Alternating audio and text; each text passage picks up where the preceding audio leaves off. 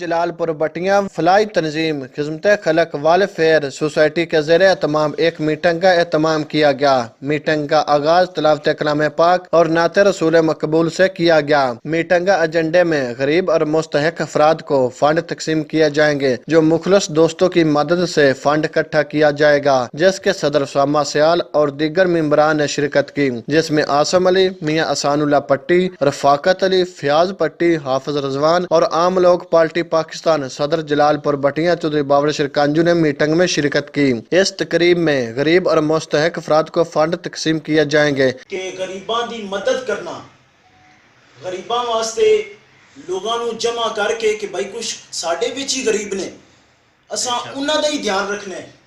ये सिर्फ साडा रिजवान भाई या उन्हां दी टीम दा काम नहीं, बल्कि ये हर एक मुसलमान का मिशन होना चाहिए। इस मौके पर नायब सदर आसम अली ने कहा है कि हम इस मिशन को आगे लेकर चलेंगे। हमारा मकसद सिर्फ गरीब अफराद की मदद करना है, जो हम करेंगे अपने मुखलस दोस्तों के साथ मिलकर इस मिशन को आगे लेकर जाएंगे। इस मौके पर अहले इलाका ने उनके इस काम को खूब सराहा और नेक तमन्नों का इजहार किया।